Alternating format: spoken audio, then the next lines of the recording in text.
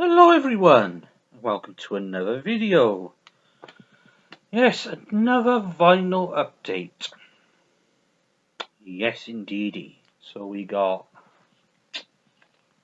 let's have a look. 1, 2, 3, 4, 5, 6, 7, 8, 10, 9, 10, 11, 12. Wow.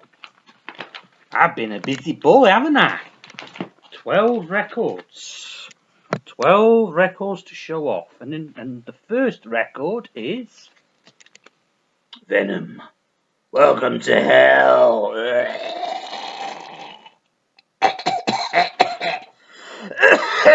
Oh, fuck, don't choke. Fucking hell, I ain't going to the fucking Royal Gwen Hospital. I'll be on the fucking floor for them. They'll put me on the fucking floor for 20 hours because it's not on the fucking trolleys. Don't get choking. Right.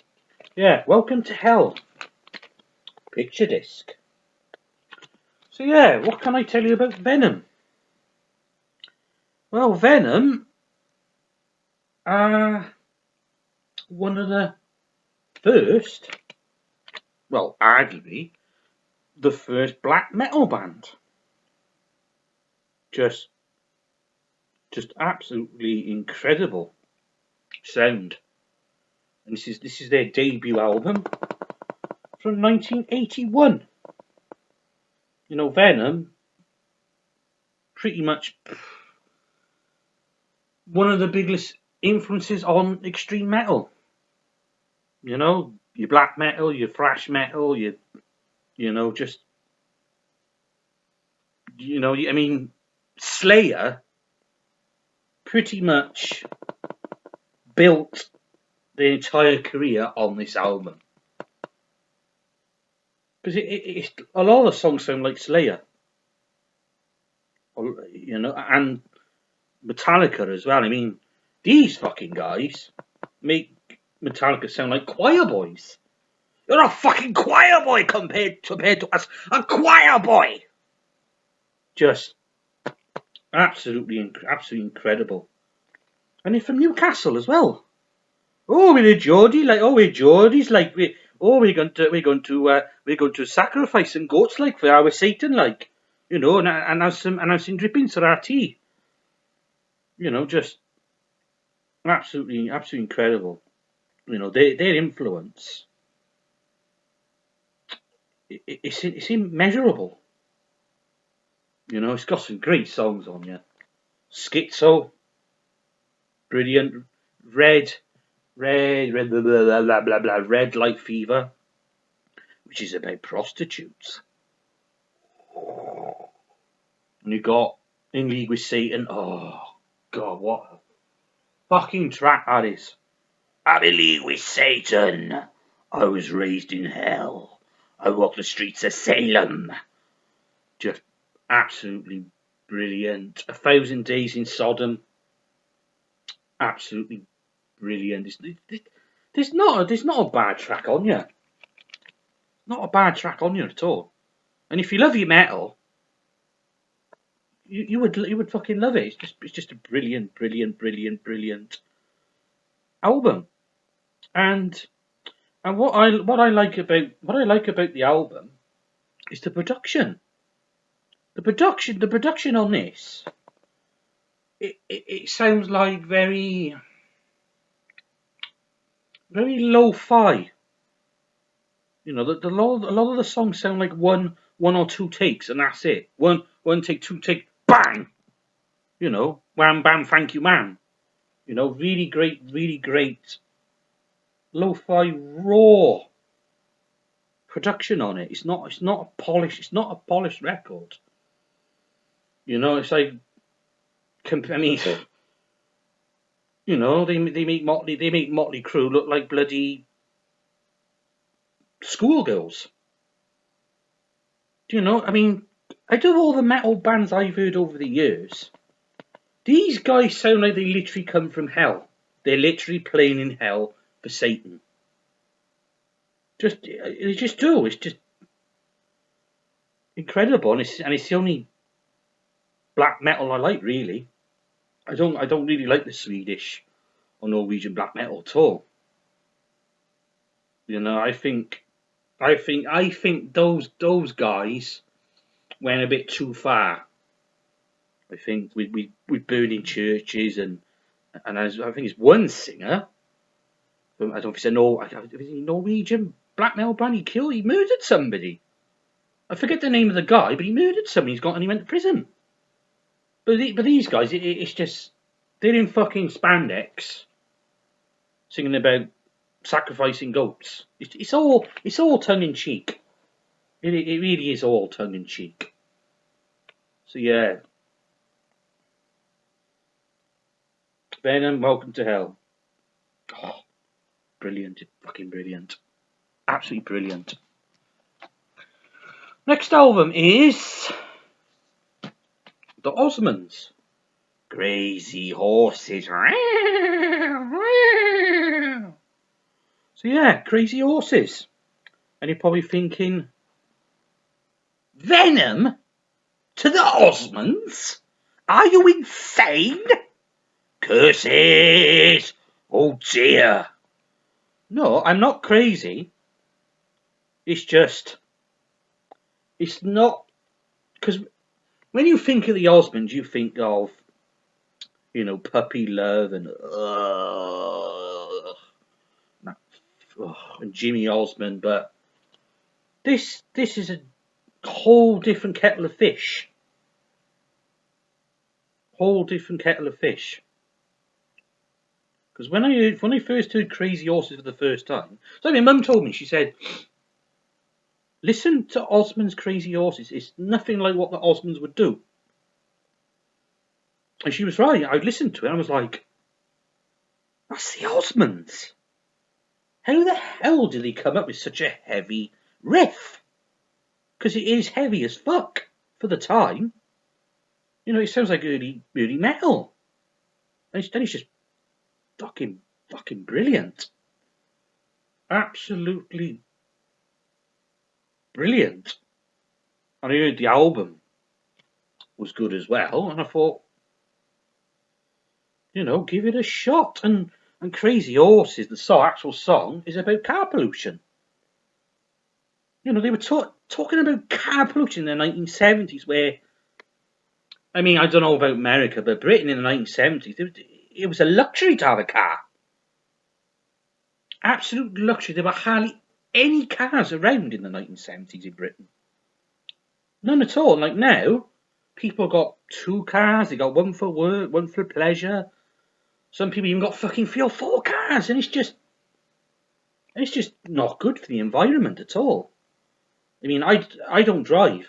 I mean, I do my bit for the world, for the environment.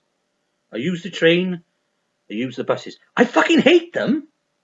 I fucking can't stick the sight of them, but I use them. So there you go. So yeah, Crazy Horses is about car pollution.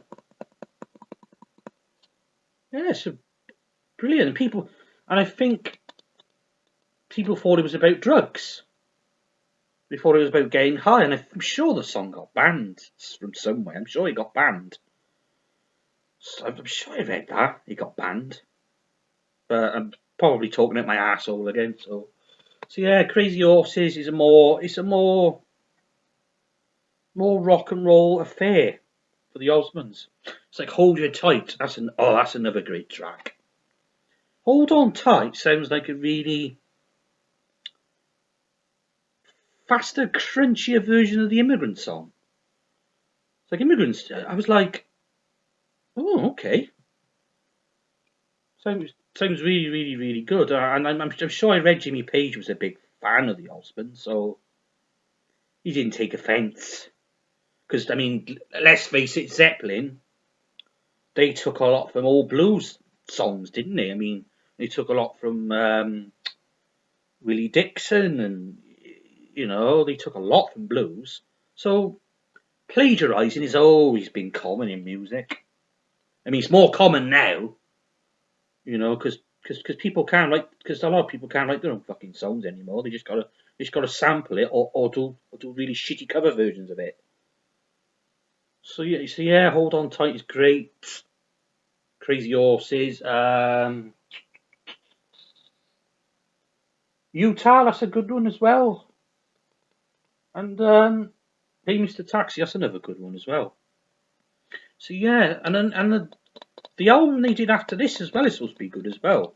Supposed to be like really sort of like very trippy, very Beatles like. So I might get that as well. So yeah, Osmonds Crazy Horse is brilliant. You know, just brilliant. You know, if it's the only Osmonds album you're gonna get this one.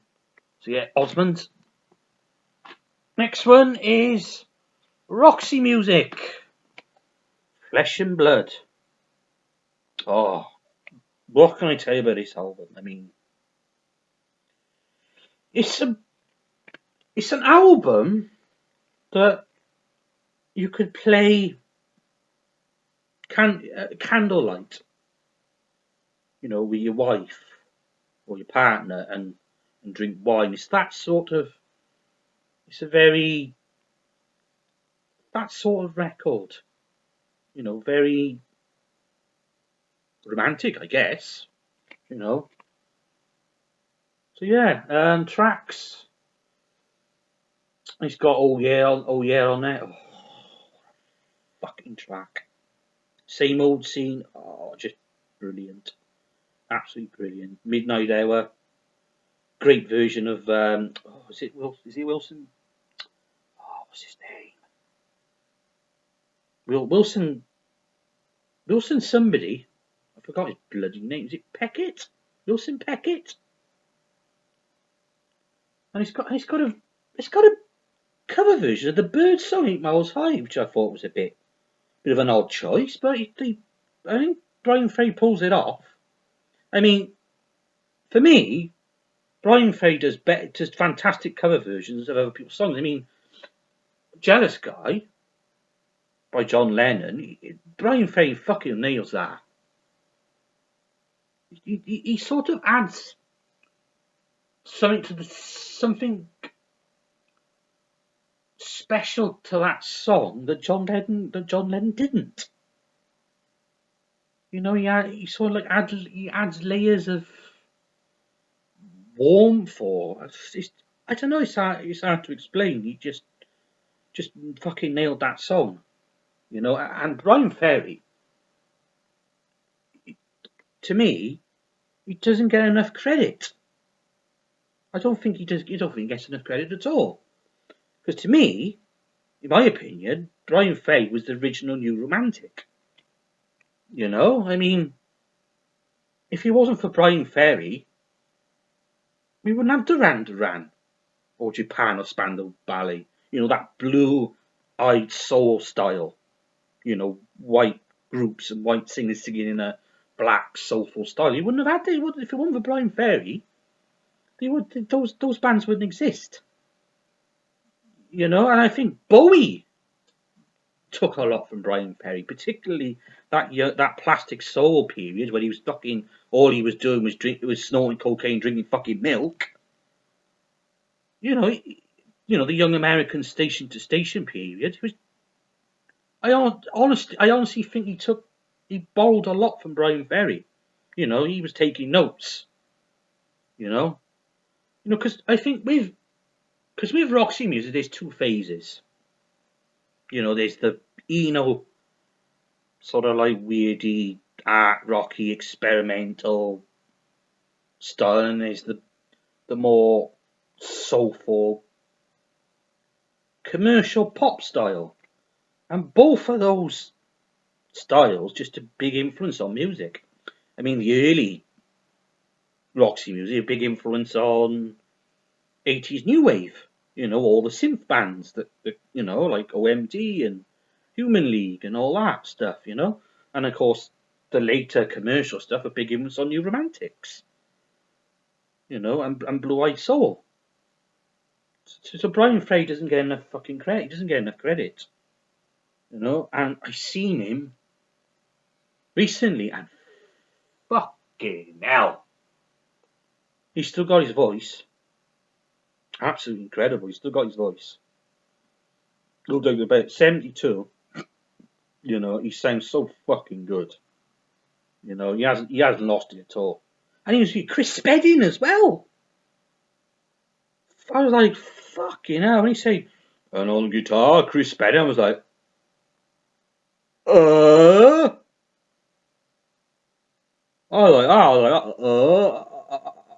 I'm a fucking zombie. Wait, what did he say? Chris Spedding? You know, one of the great fucking guitarists. Oh, brilliant. Brilliant. I wouldn't say it was their best album, but Roxy Music don't make bad albums. They just don't. They just don't. You know, and SynthJohn of the Sex Pistols said, Roxy Music is his Beatles. Now, that is high praise indeed. Isn't it? Just Roxy Music, Flesh and Blood, brilliant album. Next album is, well, it's not an album, it's an EP. And it's Basement 5. In the dub. So yeah, Basement 5, what can I tell you about Basement 5? Basement 5 were they were late 70s reggae band. Fronted by Dennis Morris. Now, Dennis Morris is known for photography. And he photographed a lot of the Sex Pistols. And he also accompanied John Lydon on his tour to Jamaica in 1978. Because Richard Branson wanted... Well, he had Virgin Records, but he wanted a label just for reggae, which I think was called Frontline, I think. And John Lydon, he knew John Lydon liked reggae, so he went off to get reggae bands for Richard Branson's label. And Dennis Morris was on there, and Dennis Morris was also on a show. It's an old clip on YouTube with Dennis Morris and John Lydon on some TV music show. He called John Lydon talking about Kylie Minogue. Oh, Kylie Minogue! Oh! You think? All right, calm down, calm the fuck down. So yeah, it's so it's an EP, and it's dubbed versions of some of their songs, and I kind of describe the sound. It's not like a usual dub.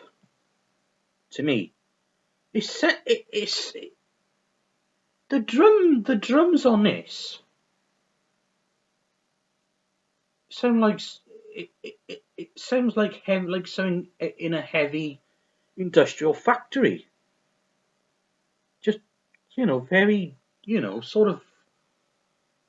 It sort of hits you like a sledgehammer to the head. It's very, very, very, very, very.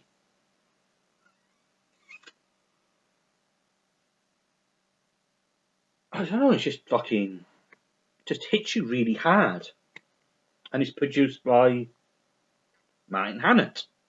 Now, if you know your history of Martin Hannett, produced New Order, Joy Division.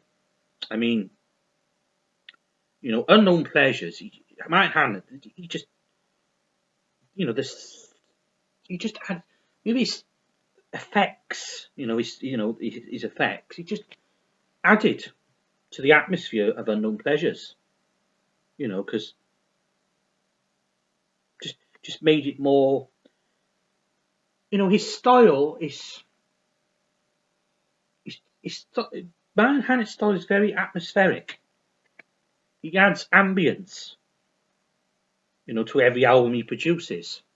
He produced. And with this, it's just very.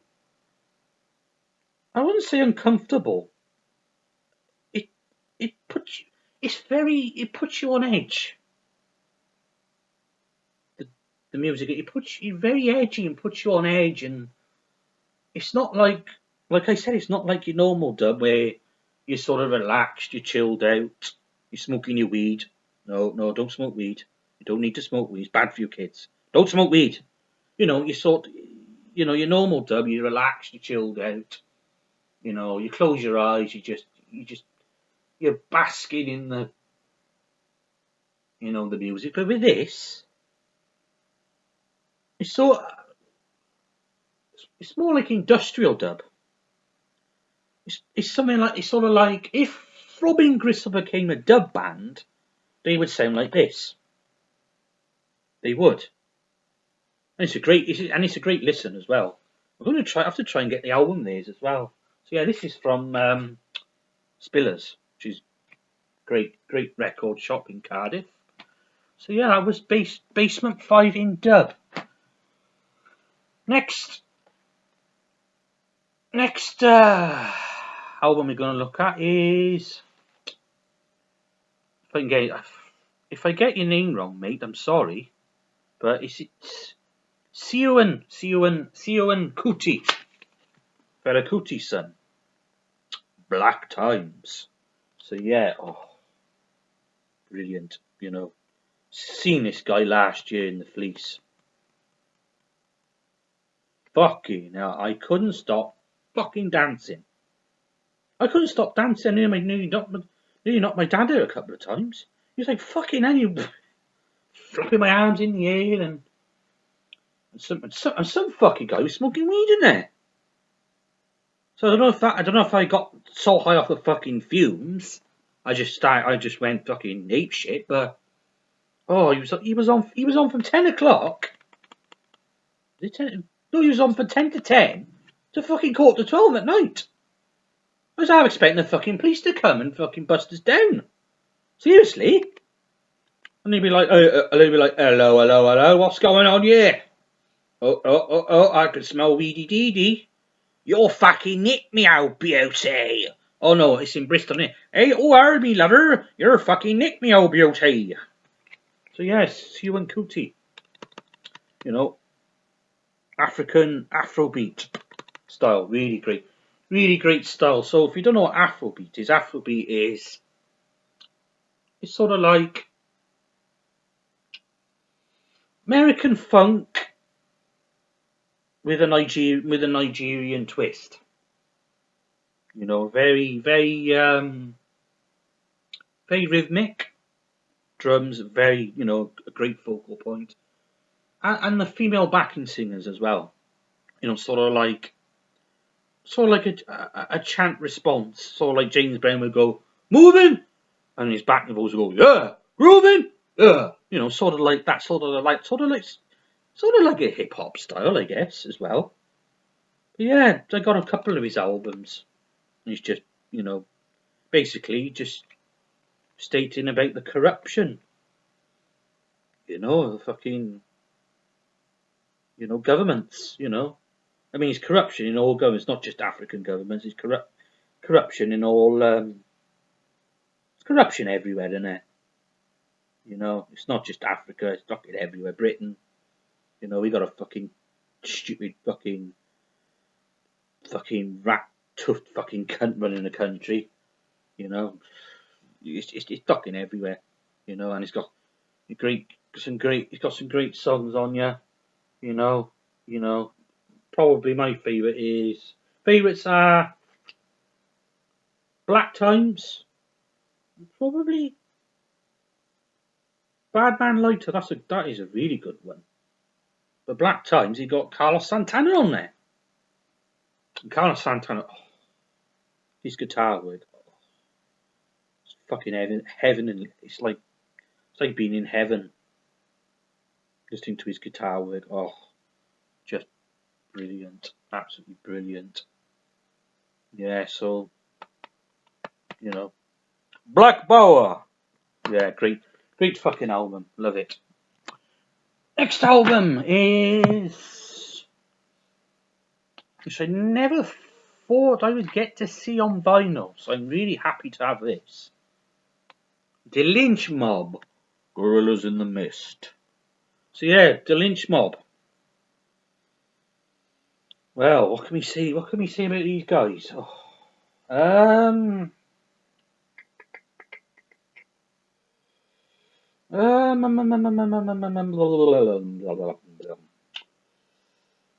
yeah, I remember listening to these guys on San Andreas. Guerillas in the Mist. Brilliant. Freedom Gone AK. Oh, brilliant. They're brilliant. So yeah, they have a. What I like about these guys is that they do a good mixture of political and gangster. You know, it's a nice mixture, and it's produced by Ice Cube as well. So, I mean, and do I need to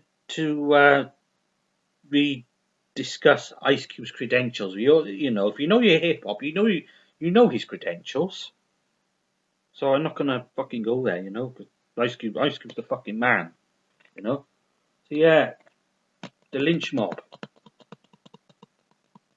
I could add much more to it, really. But I know a couple of songs on, yeah. But I just need to listen to the whole album. So yeah, the Lynch Mob. Next album is another hip hop one. Paris. Sleeping with the Enemy.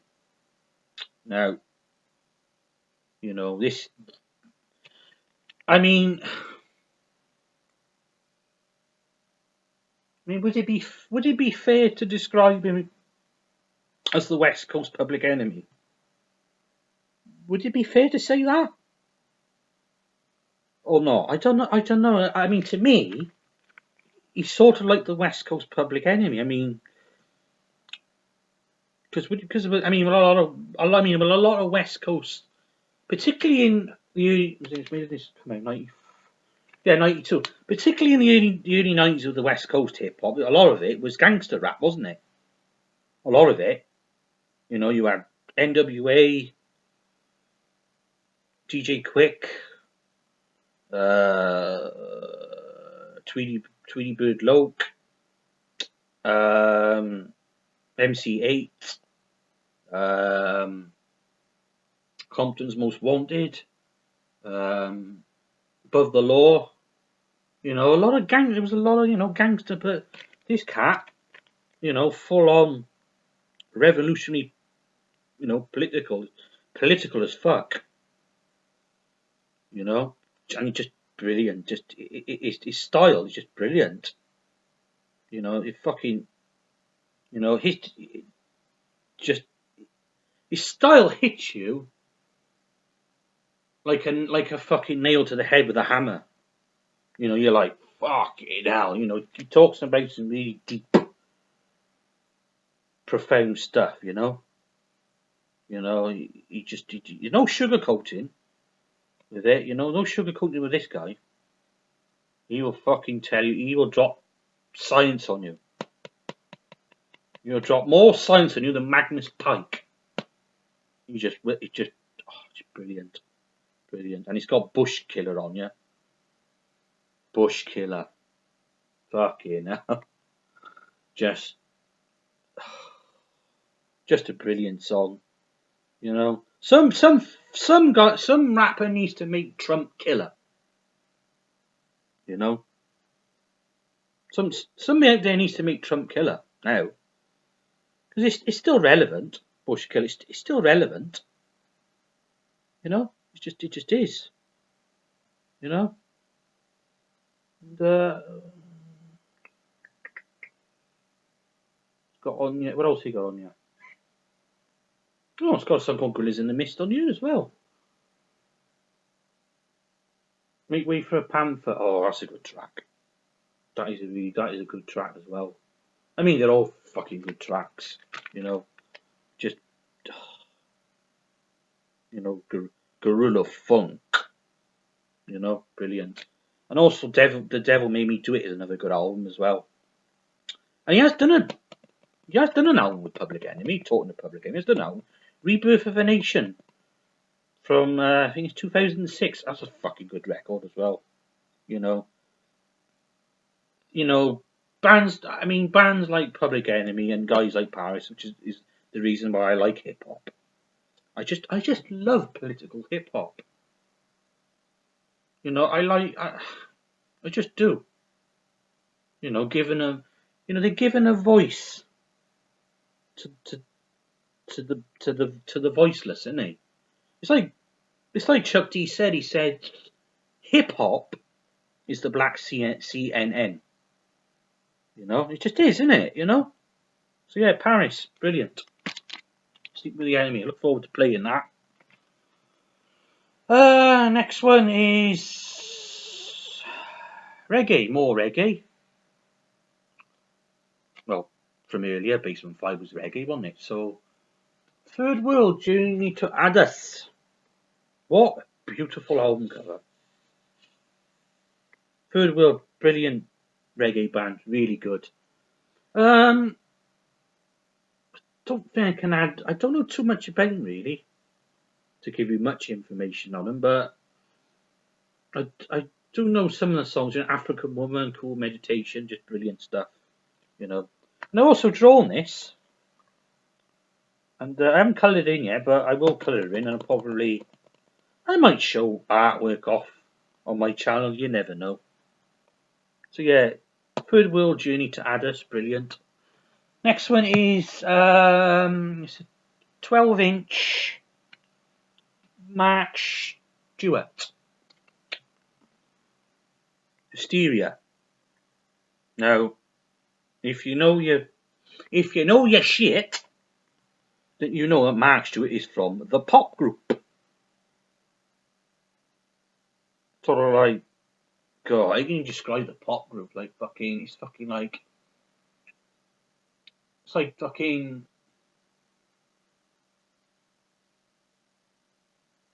I don't know. It's like Captain Beefheart on speed. It's like sort of like Frank Zappa, Captain Beefheart on speed. So they got a song. We are prostitutes. We are prostitutes. Everyone has their price. And I'm like, okay, Mark, you fucking crazy fucker.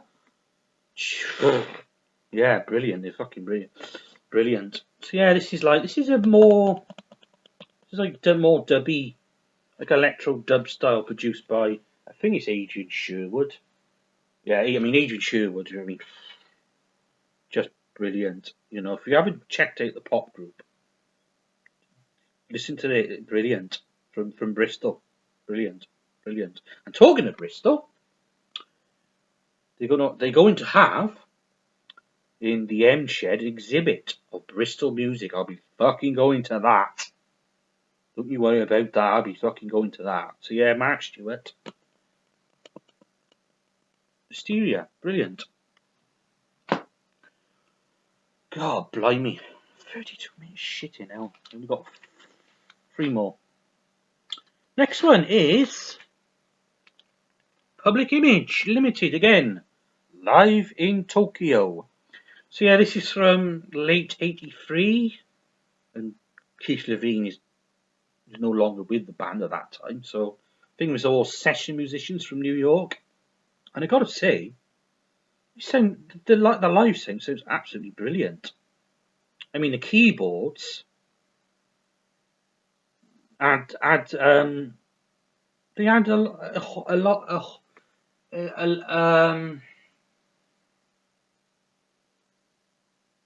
a great dimension to a lot of the songs, particularly Religion, because it has that,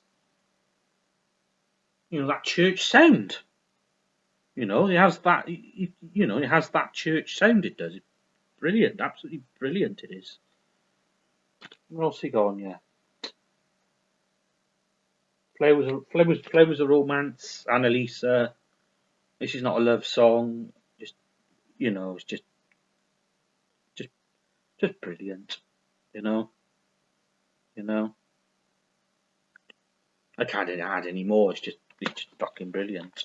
And I'm seeing Public Image again. Be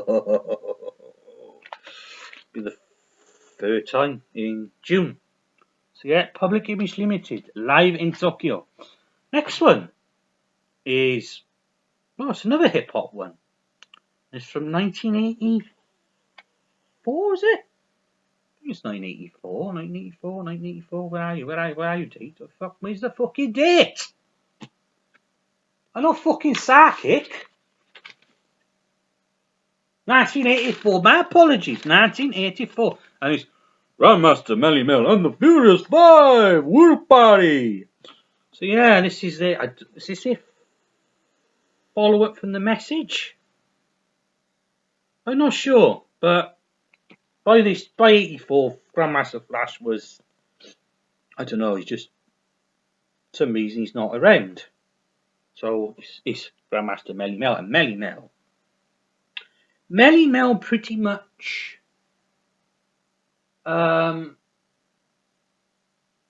sparked my interest in hip hop. You know, he just did. I mean, the message is such a, even to this day, it's still a powerful, profound song. You know, though I mean, Melle was one of the first rappers to actually discuss, you know, life in the ghetto. I mean, before that, it was all, you know, party rap like Curtis Blow and Funky 4+1 and Sugar Hill Gang and Treacherous Free, you know. But Melle comes along in 1982 and completely, you know, just redefined and sort of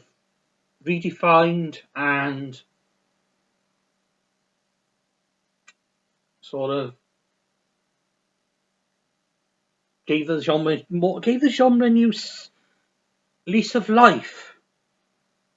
You know, he gave it a new lease of life and pretty much, you know, paved the way for bands like Public Enemy, you know, and you know, bands like that, you know, just brilliant. And what can I tell you about this album though?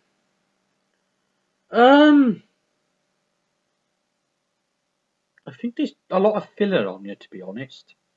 A lot of, because with the first album, the message is a couple of, you know, like R&B sort of ballads on you. I mean, there's a couple of ballads on here, like Hustler's Convention, Yesterday. I mean, it's got White Lines on you. You know, one of the greatest anti-drunk songs of all time. You know.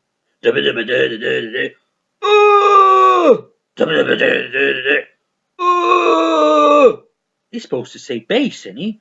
Or White Lines, or Free Bass, or Cane, or Sugar. What a tit. Yeah, Shaun of the Dead. It's got White Lines on, yeah. And we don't work for free. That's a funky little number. World War Three. You know, that is a good song. World War Three. But a lot of filler on you. You know, I wouldn't. It's not as good as the message. Not at all. But it's not a bad album by any means. You know, better than the shit of today. You know, and I mean, and another thing that bugs me: did fucking people dress like this in the 80s? Seriously, did they? I mean, look at that. I mean, he looks like something out of fucking Flash Gordon. You know, it looks like he looks like, imagine going to the gym in that. Spandex. Oh, spandex. Where's the spandex section? Honestly, did people dress like that? You know, it's like, you know, the 80s, I don't know. Nice afro, though. I like the afro, but, I mean, look at that. You know,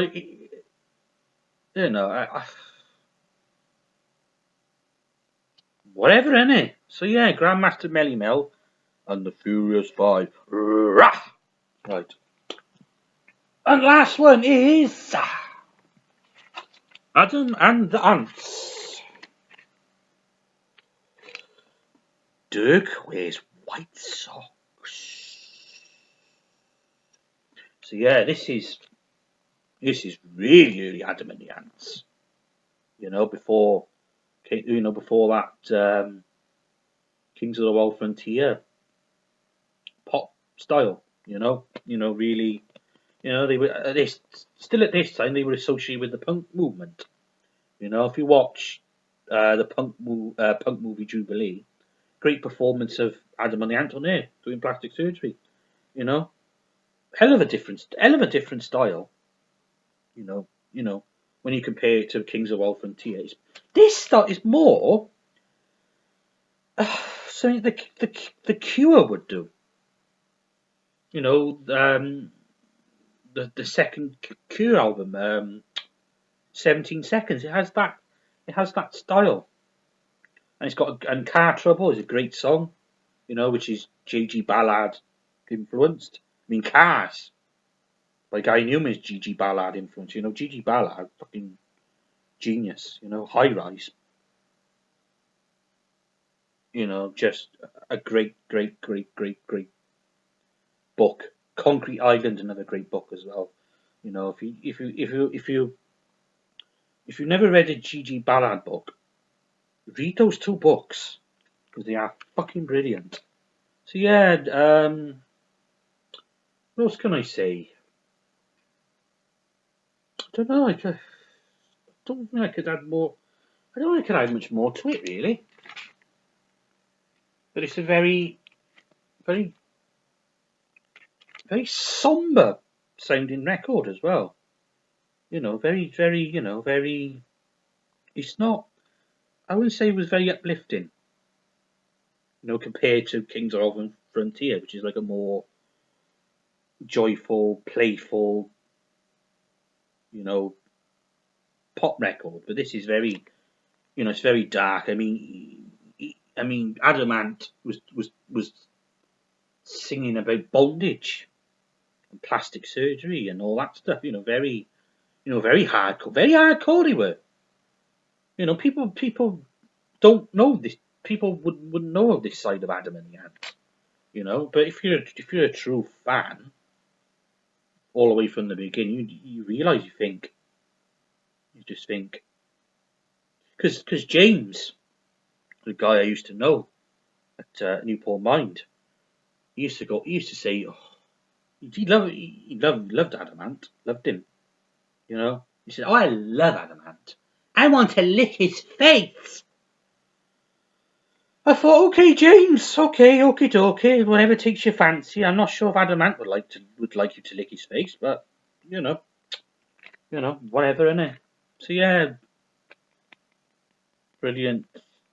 So it's probably his best album.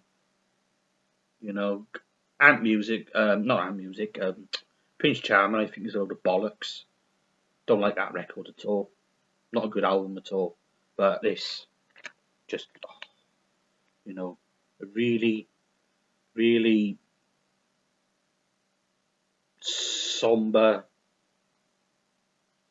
That is a very somber record, though. I don't think you could listen to it all the time, but it is a good record. So yeah, that was Adam and the Ants. Dirk Wears White Socks. Just brilliant. So yeah, that was another vinyl update. Oh God, let's have a fucking drink. So yeah, thanks for watching. See you in the next video. Bye.